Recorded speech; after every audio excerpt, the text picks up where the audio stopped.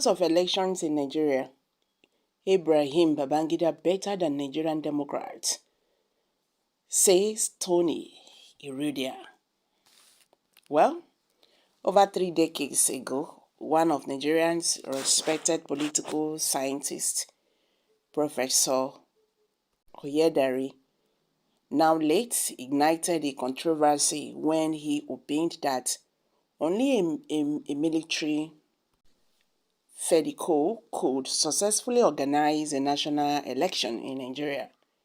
Several political analysts publicly and violently disagreed with him.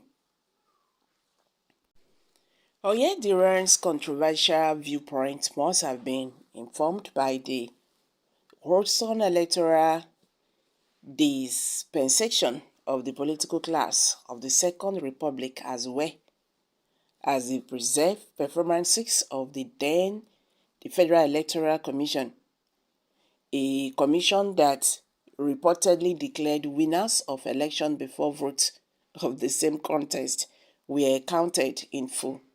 It was also accused of announcing election results for polling centers where voting did not even hold. Oyediran was perhaps moved to praise the military because of the relative peace which attended to the 1979 and 1999 general elections, which they supervised. Of course, loud disapprovers of Oyediran's eloge of the military were led by those who led on to the worldwide belief that military rule would always be commended as an aberration. Till today, Nigerian politicians takes pride in chorusing the saying that the most benevolent military administration is worse than the worst democratic dispensation, making it obvious that democracy is the best system of government. However, whereas the statement is a true representation of happenings in many claims across the globe, it is unfortunately not so of Nigeria, especially in electoral matters. The June 12, 1993 presidential election, internationally acclaimed as Nigeria's best well-heeled, advisedly annoyed everywhere, meaning Nigeria did deprecate and still load the annoyment by the military, but we must never forget to utilize some aspects of that election that showed a huge degree of efficiency. Why President Ibrahim Babangida has taken a vigorous liability for the annoyment because the buck stopped at its table. There were military and non-military actors who played ignoble roles during the period and who are now our political manipulators. Such people make it easy for us to suggest that IBB's controlled elections have proven to be better than those organized by supposed Democrats.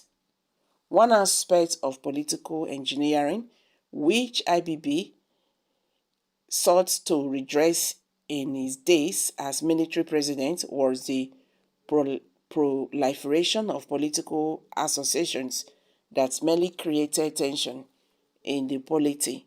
What he did was to initiate a design that streamlined the nation's political groupings into two for easy handling. But our Democrats urged at the time that parties not being government agencies ought not to be so regulated. Today, how many Nigerian political groups that call themselves political parties are real?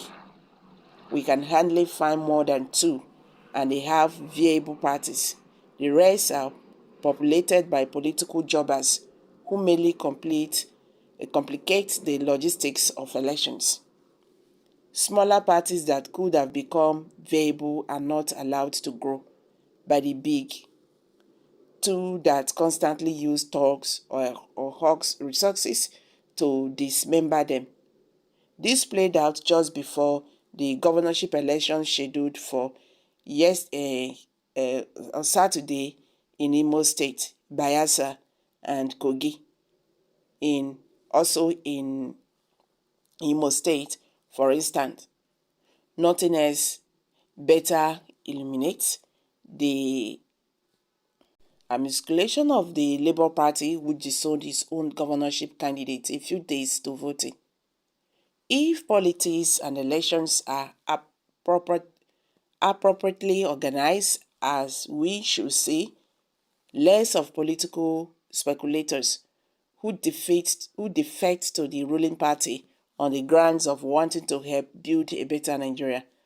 What type of Democrat hurts the existence of opposition political parties in a democracy?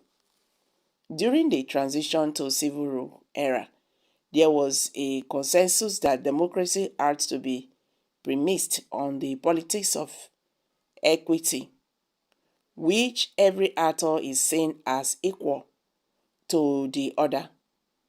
For this is to be achieved, there was the need to bring to an end the old practice of money bags, taking ownership of a political party. Hence, a party secretariat was built in each of Nigeria's 774 local government areas for the two registered political parties of the era. The idea was to involve more persons in the decision-making process of a party by creating a neutral venue for party meetings instead of the private residence of money bags. Rather than modify the initiative to suit the times, it was thrown overboard by party chieftains who restored their own control of the parties. The results of the manipulation of political activities in Nigeria are not too difficult to see. Party primary elections are not only recurrents, these who eventually emerges as winners are replaced at will by the choices of their chieftains, to the extent that in some of the primaries had to pick party flag bearers for the 2023 election. Those who allegedly won were not aspirants or never took part in the contestations. Yet, such atrocities or atrocious outcome was ratified by the judiciary. Ordinarily, such illegalities could not have happened in a party that is supposedly anchored on one man, one vote. So guys, what's your take on this? Let's hear from you. Kindly share your thoughts below the comment section. Thank you.